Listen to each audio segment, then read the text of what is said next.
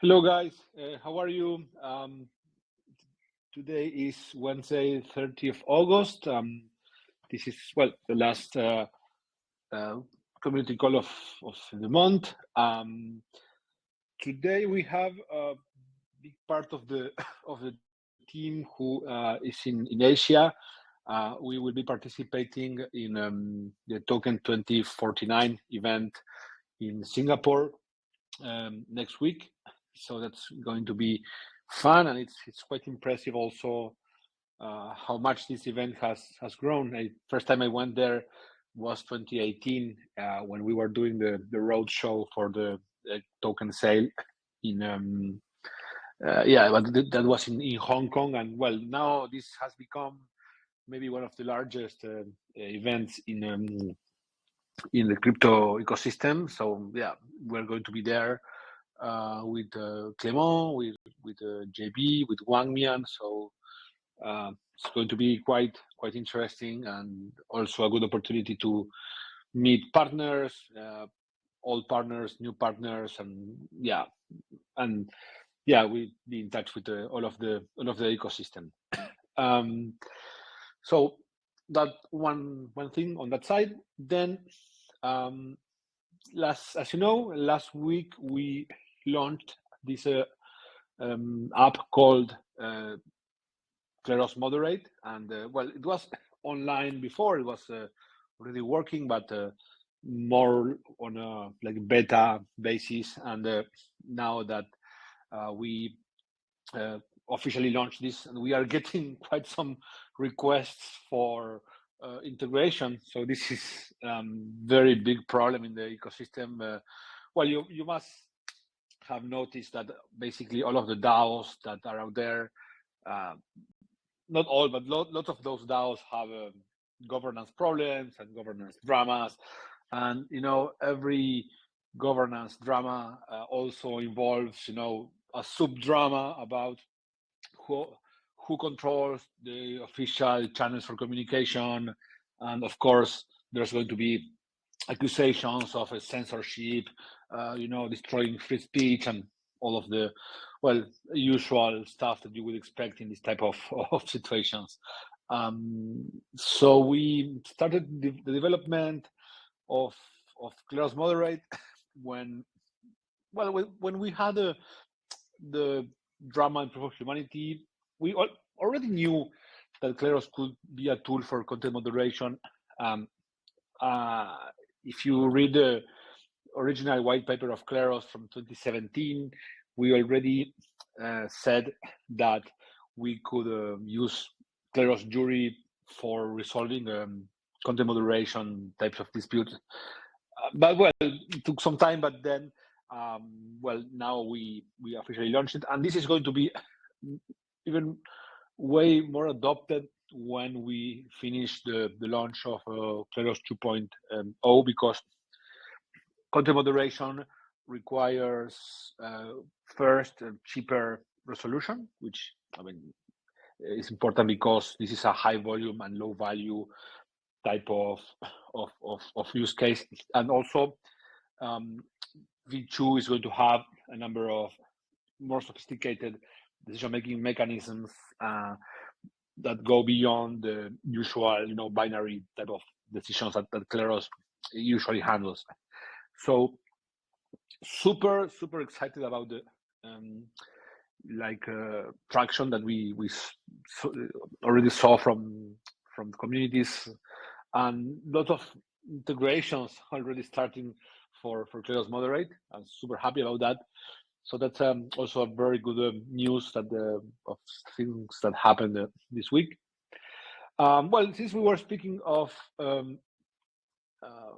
decision-making logics, today William published this blog post about using Kleros for numeric values, and I will let him explain that. So yeah, go ahead, William. Sure. So one of the not binary use cases that is particularly sort of interesting for Kleros is to have, or sort of sets of use cases, is to have outcomes that can be like numbers. To have juries be able to produce like a number answer for something. And there are like a lot of different use cases that could fit into that.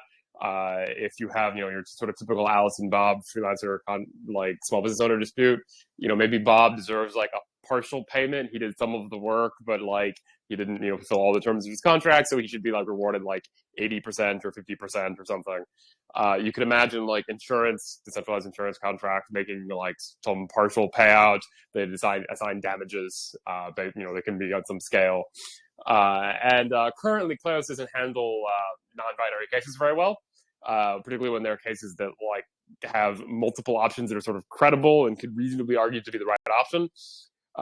Basically because of vote splitting problems. The voting system we're using is plurality, also known as first past the post. So if you have a bunch of like plausible options that people could sort of like honestly vote for, that can cause the vote to split between the good options, and some sort of less reasonable but more distinguished option could sort of sneak through with like a plurality of the vote. So in the blog article, which I invite everyone to read, I talk about various ways that we're thinking about using the modularity that will be available in Kleros v2 to have like voting modules that handle number answers better than this. And there are three different things that I sort of analyze. One of them is a proposal in a blog article by Vitalik years and years ago called Shelling Coin. I think it's from 2014. It's one of the like earliest inspirations of Kleros that we were in the early days of Kleros when we were thinking about how like a Shelling point mechanism could work. Like this article is one of the things that we were looking at, so that's he envisions a sort of scenario where people submit a number and then you reward people that are in the sort of 25 to 75% range.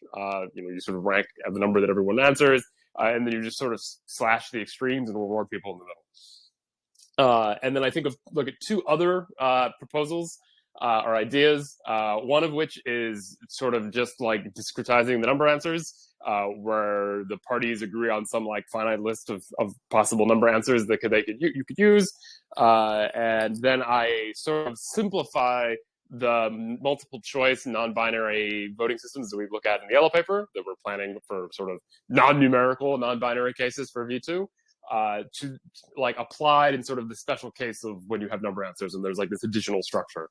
And then in the third thing, I adapt a paper that Clement and I wrote like several years ago, where we had envisioned using Kleros v1 as sort of a component in a price oracle. So the idea we had at the time was that, okay, Kleros can only really handle like binary options particularly well, but we want Kleros to be able to produce information about numbers, particularly about sort of prices of crypto assets. And the idea then was to have Kleros built into some kind of larger game, where you would have people that we call respondents, that are sort of like submitters and challengers in a curated list or something, that propose intervals about where they think the price of an asset should be. So they might say that, like, I think one ETH is worth between, 1750 USD and 1760 USD, and you can put like larger and smaller intervals to indicate how sure you are about the price that you're submitting. And then you can imagine that in times of price volatility, the intervals would all be larger. Like in the article that I wrote, that we published today, I compare these ideas, and particularly what sort of like is different about them is what your notion of when someone is wrong is. Like in Kleros, we don't want to penalize people who provide like honest information that's just like slightly off from the consensus answer. And if you have like a number, you have this question of like, okay, like, the answer produced by the system is like 12, and this person produced like an answer of 12.1. Is that close enough? Is it too far? Could that be an attack? Is it just like sort of like rounding error? And then the three different systems all have like a different notion of what like being close means. For the Vitalik system, it's being close relative to everybody else, being sort of like close within, the ranked order of how far the different participants that are voting are. For the yellow paper ideas, it's a notion of closeness based on like how many ranked options from the finite list you are away. And for the third system, which is sort of the most complicated, but like the most tunable, the notion of how close you are comes itself from the information the jurors provide. So I hope everyone reads that article. Sort of if anybody has questions, feel free to ask.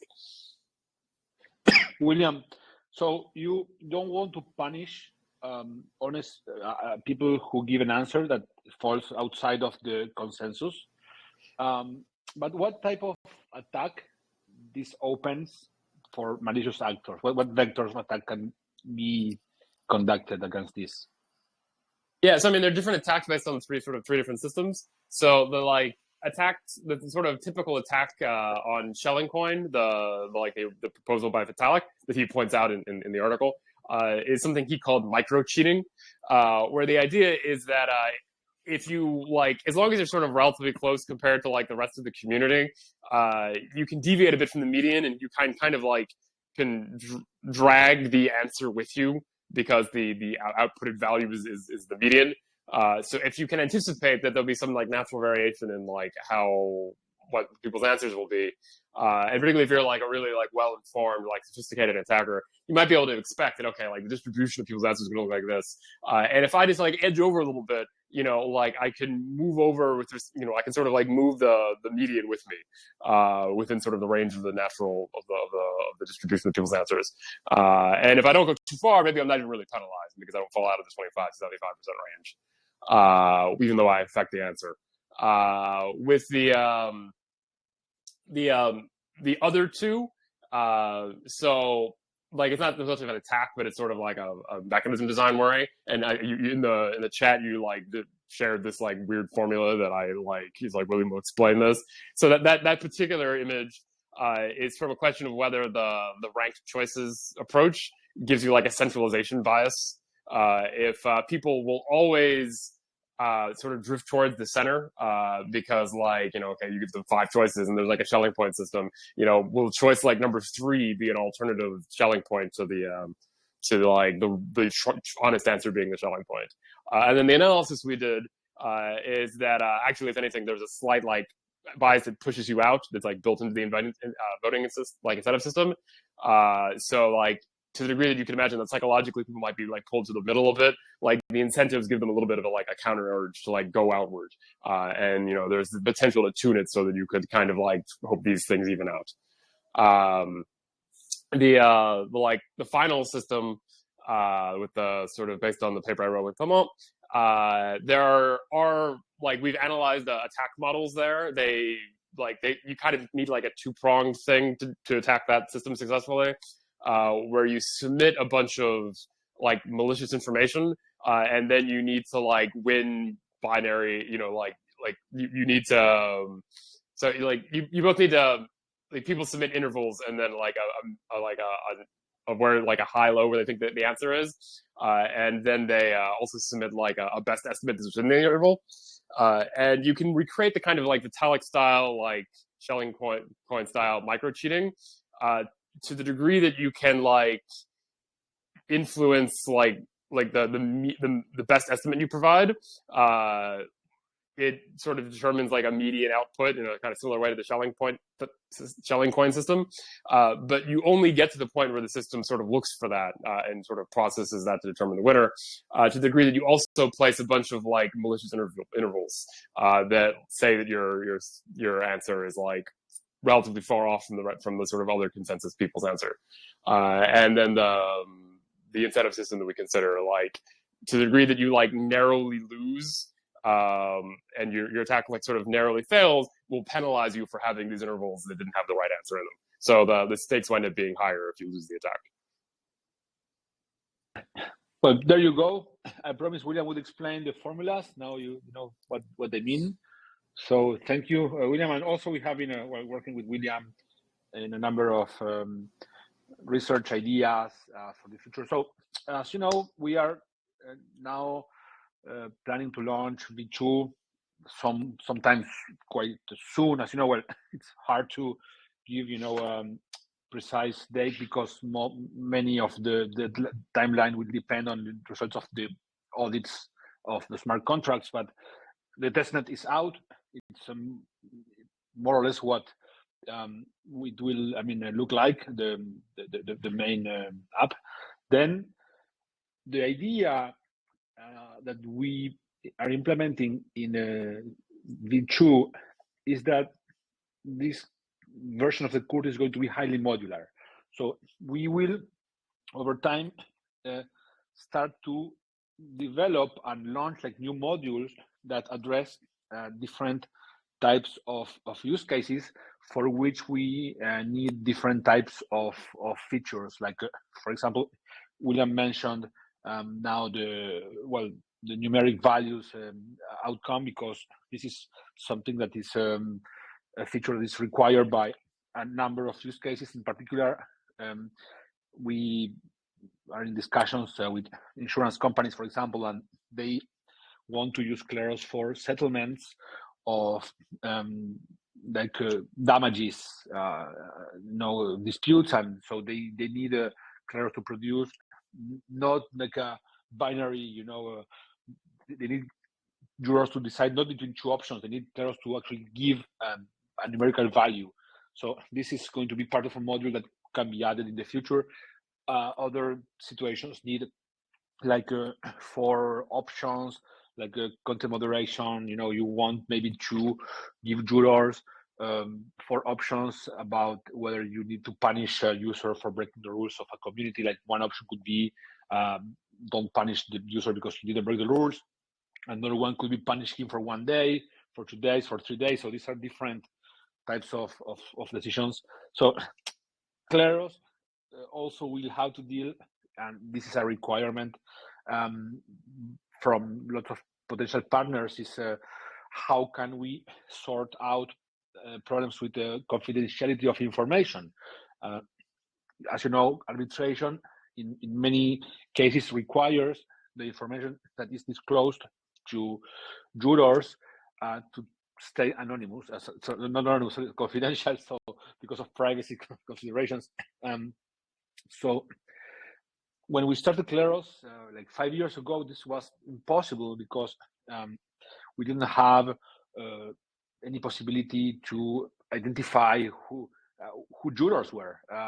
We were asked, why don't you make people sign, an NDA agreement? Because these people are just Ethereum addresses, and you don't know who they are, and there's no way to find.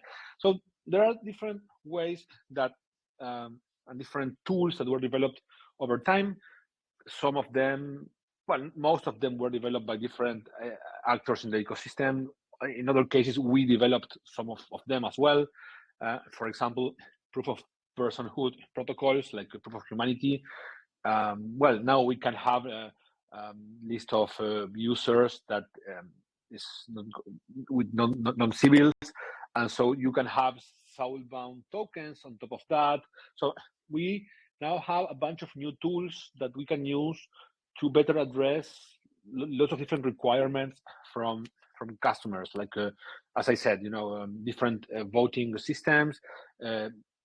We are very actively researching confidentiality of information.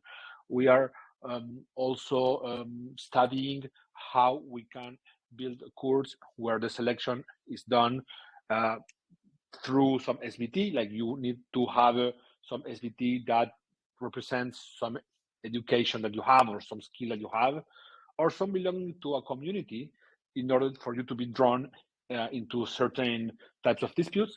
And then also a very important requirement we typically have, and this is something that we couldn't do before. Some use cases require like one person and one vote, and not like and not like one address or one person being able to have multiple votes. So all of this is where we are focusing our research, focus now, so we can start addressing more use cases and bring more adoption for Kleros. So lots of now our time is trying to build a new research agenda that we want to implement in times to come, so we can address these new use cases. And part of this also, we are super happy to also say that Jan, one of the members of our research team, he was accepted at Stanford, in particular at the Codex Center for Legal Informatics, to spend research stay of 6 months there. So he's going to be surrounded by some of the best, in legal innovation, computer science, mechanism design. And this stay he's going to do there, will inform lots of our future research, and hopefully we can also motivate a bunch of Stanford researchers to start addressing research priorities that we consider important at Kleros. So that's a super good news, and also very important that decentralized justice is now accepted as a valuable research topic, a research field to people at Stanford who are going to start researching in line with the research program that we developed at Kleros with William. So this is also a very important validation of the work we have done so far, and and the work that we are going to do in times to come. I don't know, how many papers have we published, William, since the beginning in peer-reviewed journals? I don't know, like 5 or 6. I've been an author on 5, including the one that's being accepted but hasn't come out yet. So I think maybe you've done another 1 or 2 that I wasn't on. Yeah, between 7 and 8. So yeah, it's a lot, and now we get every day we get new citations of researchers citing our white paper or one of the many papers we published so since the beginning. So yeah, that's awesome, and motivating Stanford researchers to jump into this train is amazing. So yeah, that's also a very big thing that happened this week. I don't know, Jean, if you want to comment something about the incentive program, maybe something like that. Yes. Yes, as people might know, we launched new registries. Basically, we migrated the registries for tag addresses, the CDN registry, the ones that matches domains to contracts, and the forgot what the other. Oh yes, the decentralized front end registry also. So we launched the incentive program that will be live this September, and we are trying to get submissions on both, or on 4 different chains, like 4 tags on 4 different chains. And we're also rewarding the tags that have the most gas used. So we want to get, of course, the most common contracts registered, and it will be live. Like the rewards will be out in October after the month ends, and of course the idea is to get the registry to be very complete, because we have an integration that it's being launched in a couple of undetermined time, because I cannot say exactly when, but a very interesting integration. 2 more weeks. That 2 more we are weeks. excited. Yeah. Yes. Cool. So actually, I'll be sharing some more about this integration, because there's something that we can share and some that we cannot. But if you're looking at our GitHub, you probably can guess it already. So yeah. Awesome. So you have that. Then the bootcamp, Kleros bootcamp applications, they are open, so you can apply with your project. If you are building on Web3, or someone who is building on Web3, you can apply, and then you will get a number of workshops, online workshops, that will teach you and give you the main tools to build a Web3 project. It's a good time to start, because you need to start in the bear market, so you get your project, going, and then you fundraise when the bull market starts. So yeah, I mean, if I were starting a Web3 project, this is the best timing for me. So feel free to apply the bootcamp. So, we have the incubator, but lots of people were telling us, guys, I mean, we love the incubator, but I mean, we cannot travel to Lisbon, or it's too far, or family commitments, whatever. So we are doing this now, and you can just do this online. No need to move, no need to pay anything. I mean, we're not going to pay you, but we're going to basically pay you through sharing knowledge we acquire over time by building Kleros with you. So, and then if you, do well in the workshops, then there's a demo day, and then you can be eligible to have a $50,000 investment from Kleros for the first place, and then for the second place it's a 25,000. So that's, if you are into building Web3 companies, that's a very good option. And then this is the last thing for this week. The new fellowship batch is going to be announced maybe in the coming weeks, with a number of new research tracks that we consider important. For example, something that we have been studying quite deeply myself especially, and also William, is interactions between Kleros and AI.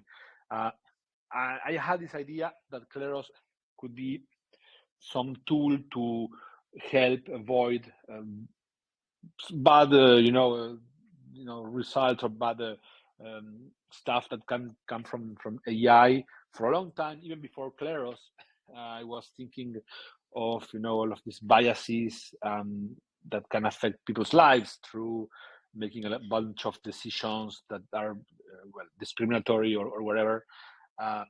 And this is on the less science fiction scenarios. In the more science fiction scenarios, you want to have some tool that could basically prevent an AI from becoming malicious and attacking humans. So maybe Kleros should activate a kill switch in those kind of scenarios. I mean, it sounds like crazy, but at some point this will be something that we will have to discuss, and that moment seemed to be not very far into the future. It used to seem very far, but ChatGPT and all that, and it seems that all of that future is here with us now. So we are doing lots of research about this, and we also want to motivate other people to research this in the context of the fellowship. So in the next couple of weeks, we're going to launch a new batch. I guess that's it for me. And just one last thing. If you are going to Token 2049 in Singapore next week, I mean, feel free to come and say hi, and we will be happy to speak to you. I mean, I'm going to be there, Clement, JB, Wang Mian, Yan, and I think Emmet as well. So yeah, you can come and say hi. I guess that's it for me. Anyone wants to say something? Maybe Marcos?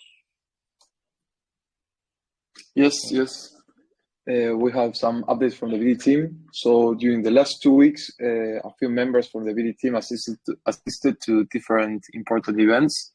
First, some of us were in CoinFest in Asia, where we met some leads as Factor Finance and CoinWeb. And then we've been in ETH Argentina too, where we met some partners as the guys from Hestia.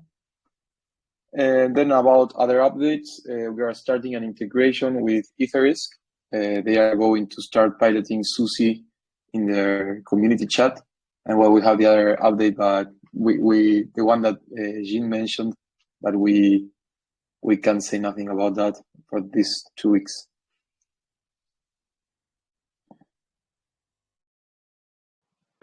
Okay, well, thank you guys all for coming, and hopefully I will see some of you in Singapore.